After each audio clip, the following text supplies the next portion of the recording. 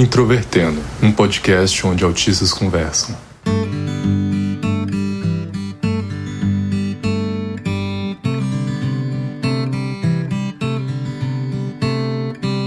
Um olá para você que ouve o podcast Introvertendo, que é o principal podcast sobre autismo do Brasil.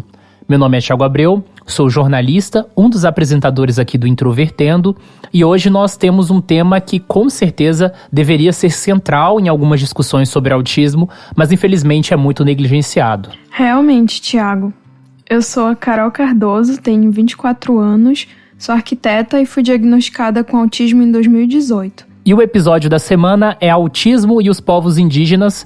E para essa conversa nós temos duas convidadas que vão se apresentar agora. Bom, meu nome é Débora, eu sou chefe criadora do Alecrim Baiano, que é uma página sobre culinária e gastronomia anticolonial. Eu tenho 27 anos e moro em Alcobaça, no extremo sul da Bahia. É isso, e tô aqui para conversar com vocês hoje.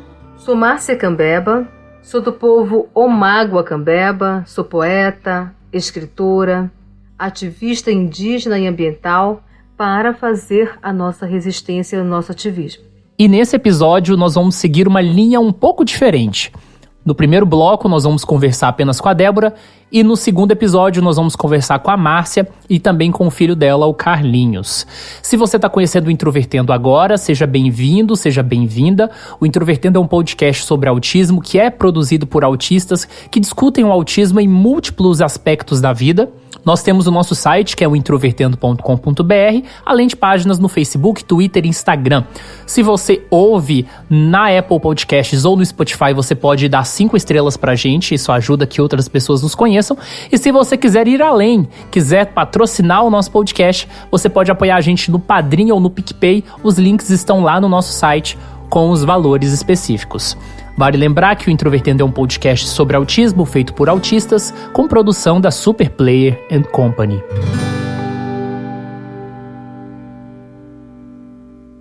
Então, Débora, gostaria de saber como o autismo entrou como tema na sua vida. Eu faço terapia. Com outra terapeuta que eu já tive antes, isso foi uma pauta levantada, mas a gente não chegou a investigar muito a fundo, né? Foi mais por alguns padrões de comportamento, algumas manias, digamos assim. Ela notou e comentou. Daí, ano passado, eu comecei a fazer terapia com outra psicóloga, uma psicóloga indígena, né, que eu me reconheço melhor. E ela mencionou o assunto com o lado com o TDAH, mas de uma forma muito mais aprofundada do que a minha terapeuta anterior. E realmente foi algo que bateu muito, mas desde o diagnóstico, na verdade, veio uma sensação de alívio mesmo, porque eu achei respostas para padrões de comportamento e de como a minha mente se situava em sociedade. Eu achei respostas muito mais concretas depois do diagnóstico, tanto do autismo quanto do TDAH. E aí depois veio a avaliação e, consequentemente, o laudo, né? De lá pra cá, quais características do autismo você observa que fazem parte da sua vida? Além da ecolalia, acho que assim, não sei se a pronúncia tá certa. Antes eu achava que era toque, mas depois, conversando com a psicóloga e com a psiquiatra, eu descobri que não é toque, na verdade. É uma das características do autismo de ser metódica, né? De não gostar que as coisas estejam fora do lugar. E quando eu era mais nova eu tinha muita dificuldade para comer, mas não era porque eu não gostava de comer, era porque eu não me dava bem com a textura de grande parte dos alimentos. É algo que eu aprendi a lidar estando na gastronomia, sendo chefe, etc. E eu até converso com outras pessoas autistas que têm sensibilidade alimentar, porque aprender a cozinhar foi algo que me ajudou muito nessa questão, porque eu realmente me alimentava muito mal por conta da textura. E depois que eu fui crescendo, eu fui aprendendo que eu não gosto de comida misturada, eu gosto das comidas separadas. Eu não como, por exemplo, salada de frutas, mas eu como todas as frutas se estiverem separadas em vasilhas diferentes. Mas também tem as questões de despersonalização, o burnout, o shutdown, meltdown, hipersensibilidade a tecidos, assim, eu não consigo, a grande maioria dos tipos de tecido eu não consigo entrar em contato, e, enfim, por exemplo, entrar em contato com um tecido de, sei lá, poliéster, é algo que me causa uma sensação de dor física, basicamente. E Débora, tu comentou que tu conseguiu te abrir mais com a tua psicóloga mais nova, que é indígena, e foi com ela que tu conseguiu conduzir o teu diagnóstico. Então eu queria saber se o fato dela ser indígena contribuiu de alguma forma para que tu conseguisse obter o teu diagnóstico de autismo. Não que eu tenha percebido, assim, a minha questão de me consultar com uma psicóloga indígena é muito porque com as outras psicólogas eu sentia que eu não conseguia me abrir, sabe? Porque tem muita questão cultural, muita questão espiritual que eu não me sentia à vontade para falar sobre com psicólogos não indígenas, por exemplo. Então, talvez, não diretamente, né, mas talvez isso de me sentir mais à vontade, de estar num espaço mais seguro, né, que eu considere mais seguro, é algo que tenha contribuído para isso, mas assim, de uma forma direta, eu não saberia dizer não. Como tu comentou mais cedo que tu pretende falar mais sobre autismo e trazer mais força a essa luta, eu queria saber como tu percebe a visibilidade das pautas indígenas no âmbito do autismo. Tu acha que tu já viu isso ser discutido em algum espaço? Consideram essas pautas quando vão falar de autismo? Eu tenho um grupo no WhatsApp que é só com parentes autistas /TDAH. Mas assim, na internet mesmo, eu nunca vi uma discussão, né, de fato. Recentemente eu postei sobre como as pessoas têm facilidade em mal interpretar uma mulher indígena que é autista, porque, por exemplo, eu não sou o tipo de pessoa que fica fazendo rodeio para falar certas coisas, e às vezes as pessoas vão me ver como uma pessoa grossa, e como ser uma mulher racializada intensifica isso, porque as pessoas esperam que eu seja grossa, né? As pessoas já têm esse estereótipo de que o indígena é selvagem, de que é raivoso, de que, sei lá, é ativista, é militante, então tem essa força de raiva, tem essa energia de afronte. E uma coisa que eu percebi que eu mascarei durante toda a minha vida, essa forma de falar com as pessoas. Hoje eu percebo que eu tenho muito bloqueio em comunicação para falar sobre assuntos assim menos racionais, né, mais emocionais, assim, porque eu realmente não tenho esse filtro, esse tato social que algumas pessoas têm. E acredito que é isso. No mais, eu não tenho visto esses assuntos coexistindo na internet, basicamente. Seguindo a mesma lógica, Débora, queria saber qual é o primeiro passo para que a comunidade do autismo discuta mais sobre as questões indígenas. Olha, o primeiro passo vocês já deram de uma forma muito certeira, que é, de fato, chamar pessoas indígenas autistas para falar sobre a vivência de uma pessoa indígena autista. Trazer esse debate, essa conversa para outras plataformas, para outros formatos. É interessante porque a grande maioria das pessoas, elas desvinculam a qualquer outra característica que não seja o autismo, né, da pessoa. Por exemplo, a pessoa é autista, então ela é só autista. Desconsiderando que ela pode ser, sei lá, uma pessoa indígena, uma pessoa negra, uma pessoa amarela, uma pessoa gorda, com outras deficiências, né, no caso. Ou, enfim, uma pessoa da comunidade LGBTQIA+. É cada vez mais mostrar que o autismo, a comunidade autista é uma comunidade diversa, né? Por exemplo, tem uma série que é Amor no Espectro, eu acho o nome. E, enfim, a primeira temporada basicamente só tem pessoas brancas. Então, eu me identifico quanto uma pessoa autista, mas não me identifico quanto uma pessoa indígena. E tem nuances onde as questões do autismo e as questões de ser uma pessoa indígena, elas colidem. E é importante fazer esses recortes de raça, esse recorte de comunidade LGBTQIA+, para dentro do autismo. Porque uma coisa não pode excluir a outra. Eu amei essa resposta. Eu acho que essa resposta É um manifesto da importância da gente fazer esse episódio. Uma das discussões que está mais em pauta dentro da comunidade do autismo que eu tenho observado é justamente a questão do racismo. Então, eu acho que a gente não pode se esquivar desse assunto. Eu acho que isso tem que ser uma das nossas pautas centrais como comunidade, porque a gente não está dissociado das outras pautas da sociedade. Então, o autismo não está dissociado de quem a gente é, da gente como cidadãos e etc. Com certeza, concordo absolutamente. E Débora, como é que começou esse seu interesse de trabalhar, de se envolver com gastronomia anticolonial? Cozinhar na minha família é algo muito comum, né? Não tem nada de assim, fulano cozinha super bem, porque todo mundo cozinha super bem.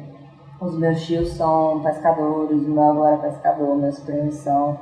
Então eu meio que cresci aprendendo que o alimento é mais do que só uma comida para o corpo físico, né? Tem toda uma questão ritualística, toda uma questão da comensalidade, entender a importância dos ingredientes, entender a importância dos frutos do mar, basicamente, para o nosso povo, porque o povo Pataxó, aqui do extremo sul da Bahia, é um povo litorâneo, então a gente tem uma ligação muito forte, uma conexão muito forte com o mar e com o alimento que vem dele, e aí partiu disso.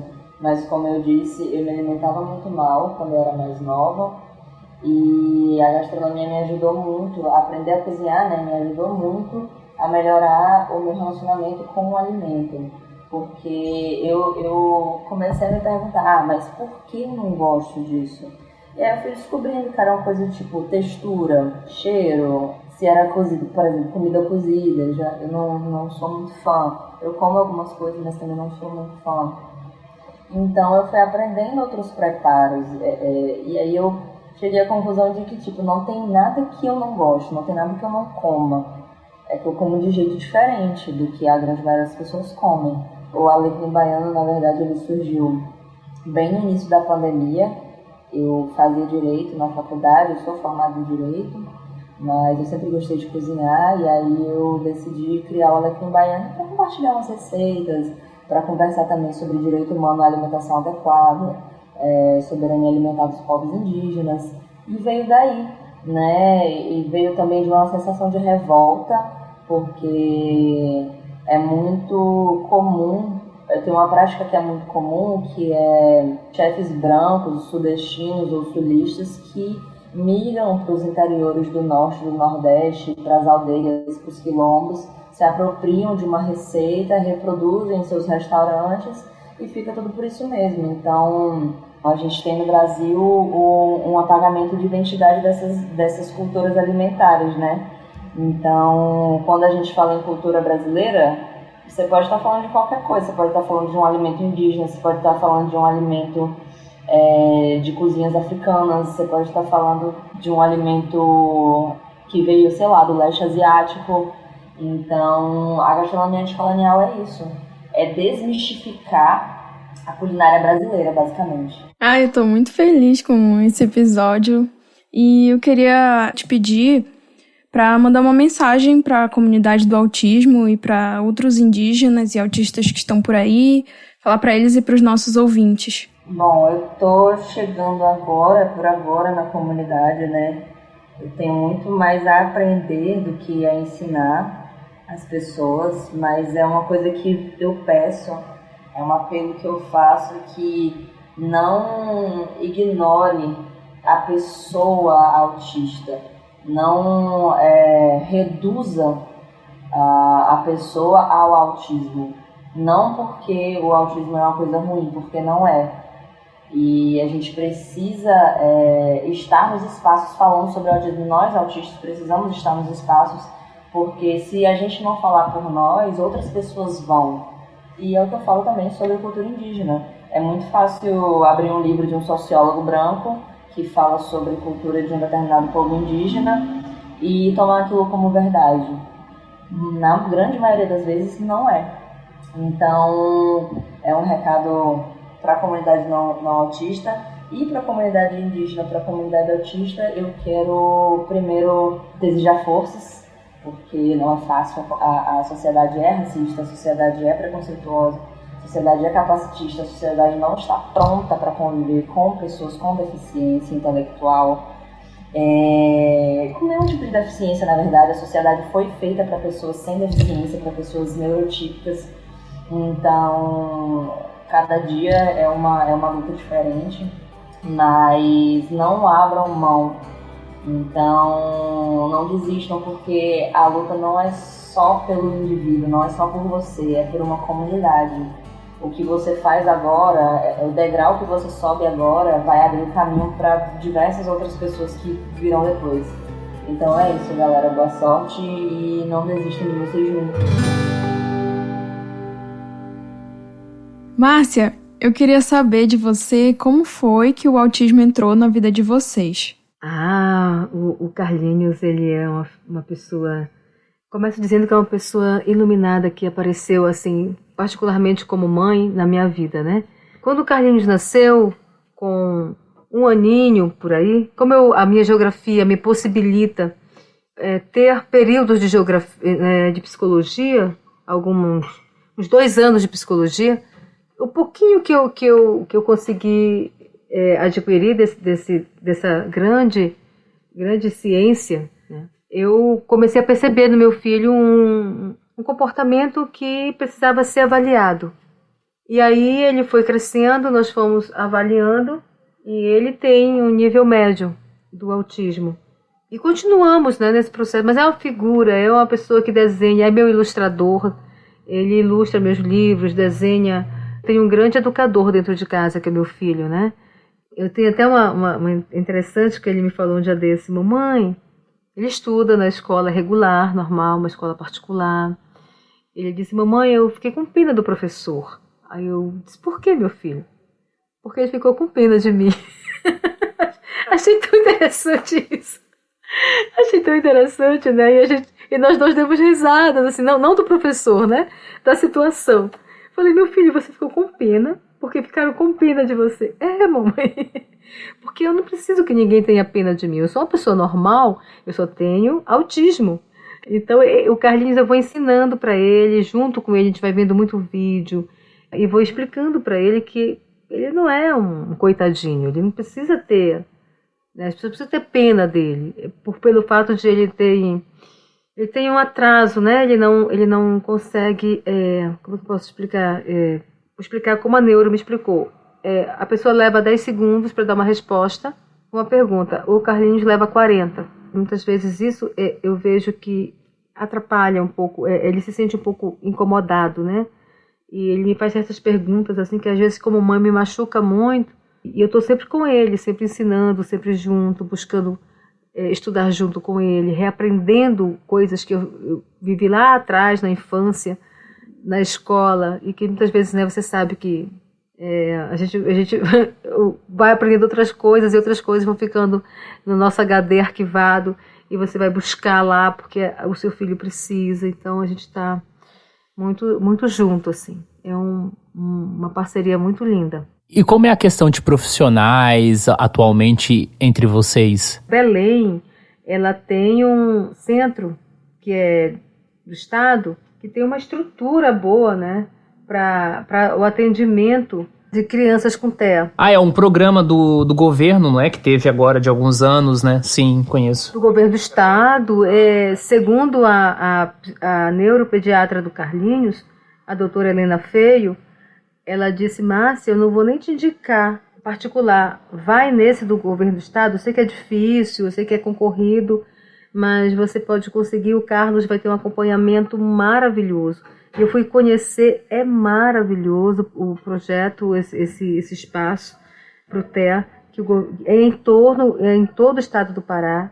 Anualmente, o governo do estado do Pará realiza o TEA Lentos. O Carlinhos participou ano passado como convidado especial, porque ele não fazia parte ainda. Eu fui assistir o TEA Lentos e é maravilhoso, crianças recitando poesia, crianças apresentando sua arte plástica, piano. É maravilhoso a gente ver como essa multiarte é apresentada. né? E o Carlinhos estava entre eles com o desenho, porque ele é autodidata no desenho, ele aprendeu, com 4 aninhos, 5 aninhos, eu já vi ele rabiscar, com 7 anos ele já estava ilustrando meu trabalho. E dessa forma eu vejo que o Belém tem um projeto que é gratuito para o acompanhamento das crianças com TEA. Castanhal aqui eu fiquei sabendo que estão construindo um centro, não vai ser igual ao de Belém, logicamente, mas vai ser um centro muito bom, interligado ao de Belém. E eu estou nessa esperança de que, de fato, ele venha a ser construído logo, para que a gente possa não estar tendo que se deslocar para lá, mas tendo esses acompanhamentos com profissionais da área por aqui também. Enquanto eu estava me preparando para esse episódio, eu tive a oportunidade de ler o livro Comissa Genó, que vocês escreveram em conjunto, e eu fiquei muito curiosa de saber como foi o processo criativo de vocês na construção desse livro. O Carlinhos, como eu te falei, ele não lê. Eu conversando com ele, eu conto histórias para ele. E ele disse: mamãe, um dia para mim, como é a casa da Matinta? Porque ele sabe que eu gosto muito de Matinta, né? Eu tenho um carinho muito grande na figura da Matinta, com relação à natureza. E eu disse: meu filho, eu não sei como é a casa da Matinta. Como é que você imagina? E ele foi pro quarto, não demorou, ele voltou com um desenho, mas um desenho maravilhoso. E quando eu vi aquele desenho, eu fui lendo a mensagem que ele me trouxe. E eu fui perguntando: o que é isso? Não, isso aqui é porque a casa da Matinta não tem telhado, que é para poder ela ver a lua com mais facilidade. Aí desenhou a lua, um monte de lua assim no teto. Engraçado que tinha uma cadeira, né? Igual essas cadeiras de poltronas que a gente usa de escritório. Falei: mas essa cadeira aqui é muito sofisticada para a casa da Matinta, né? Ele falou: não, essa cadeira aí foi que o macaco, o xirimbabo da Matinta, roubou de você e você não viu. Aí levou para casa dela e tá lá. E depois ela mandou ele devolver e está aqui com você de volta. Eu falei: bom, muito obrigada, né, pela devolução, muito bonito. E agora eu vou escrever, vou mostrar para você disse se gostou ou não. E aí eu sentei, escrevi o texto, chamei ele, li para ele. Disse: é assim, meu filho? É, mamãe. Então essa é a casa da Matinta. E ficou a casa da Matinta, que é um dos textos que compõem o Comissa Genó. E aí eu pedi para ele desenhar o Curupira, ele foi desenhou a Matinta e o Boto. Então sempre ele fala para mim: me dá a ideia. Aí eu dou a ideia, aí ele vai embora. E quando ele volta com desenho. E aí eu fui aproveitando e colocando dentro do texto. Márcia, quando a gente fala sobre autismo, sobre deficiência, a gente acaba sempre esbarrando na temática do capacitismo, né? E eu queria saber, você percebe algum impacto específico dessas duas coisas, de ser indígena e ser autista, na relação social dentro do ambiente da aldeia, em comparação ao ambiente social das pessoas que não são indígenas? Na aldeia, quando ele vai, eles têm um nivelamento de igualdade, assim, mesmo aqueles que sabem que ele é. A única coisa que eles têm com ele é cuidado, por exemplo. Eles estão brincando, de repente querem ir para o rio, ele não sabe nadar. Aí o garotinho corre e diz: tia, eu estou levando o Carlos para o rio. Aí eu vou lá e digo: olha, o Carlos não nada como vocês nadam. Ele tem um pouco de medo de rio, de água. Então vamos brincar aqui, vamos brincar de chutar bola, outro tipo de brincadeira que o Carlos possa participar junto. Desde pequenininho que eu faço ele ter contato com o rio, né? E ele adorava, como menorzinho. Maior que já pegou medo. Com as crianças da cidade é diferente. Eu sinto que tem essa de ele ser menos capaz nisso, naquilo. E eu tento explicar para eles que isso atrapalha mais ele, né? E às vezes ele chega aqui em casa triste, às vezes ele não quer ir para aula. Ele já pediu para eu trocar ele de escola. Já teve problema com professores. Aqui já teve problema com a vizinhança, com as crianças vizinhas aqui, com xingamentos. É complicado, é muito difícil. Você quer ouvir o Carlos um pouquinho? Ah, sim. Olá, boa noite. Ele tá falando contigo. Boa noite. Tudo certo, Carlos? Tudo. Aqui eu tô conversando com a Márcia, sua mãe. Nós temos um programa de autistas na internet. Uhum. Eu também sou autista e a gente tá conversando sobre autismo. Eu sou youtuber. Ah, que legal. Sobre o que você faz no YouTube? Gravo videojogos. Quais jogos? Jogos de online. Se inscreve no meu canal. Beleza, fala qual é o seu canal que a audiência do Introvertendo segue também. Carlos Toy. Show, então sigam Carlos Toy no YouTube, pessoal. Eu desenho. Gosto de desenho. Sim, sim. Sua mãe falou sobre os desenhos, sobre o livro, né, que vocês construíram juntos também. E como é que foi a apresentação de vocês no Teatro Talentos? Foi um pouquinho nervoso, mas eu consegui me apresentar muito bem. Com a minha mãe no meu lado. Qual apresentação vocês fizeram lá? Sobre meus desenhos. Então tá, né? Então tá. Tchau, se inscreve no meu canal e compartilha o vídeo. Beleza, um abraço, Carlos. Alô, eu tô com 16 inscritos. Muito Meu legal, Deus, muito desse legal. jeito. Muito bom. Márcia, qual mensagem você mandaria para os nossos ouvintes, para a comunidade do autismo, para outros indígenas e autistas que estão por aí? Falando onde as pessoas podem acompanhar seu trabalho, fica à vontade, assim. Eu tô no Instagram e aí eu tenho usado sempre as minhas redes sociais para falar de vários assuntos. E o assunto é esse, né, o TEA. É Márcia Cambeba, arroba Márcia Cambeba com K de quilo, K-A-M-B-E-B-A, que Cambeba é o nome do povo ao qual nós pertencemos, eu e meu filho. Tem também o YouTube, Márcia Cambeba, do mesmo jeitinho, o Facebook. E eu fico feliz que vocês tenham falado nesse tema, porque é importante falar de autismo, é importante falar da importância que é ter esse olhar, não só as crianças, mas os adultos também. E fico muito feliz de terem escutado um pouquinho sobre o Carlos, de ele ter falado um pouquinho também. Tchau! Então, pessoal, esse foi o episódio. Se você é autista indígena, seja na aldeia ou na cidade, mande uma mensagem pra gente nas nossas redes sociais ou mande um áudio pra gente que a gente vai ter um prazer de ouvir e quem sabe colocar nos próximos episódios. E é isso. Valeu, pessoal. Até a próxima semana.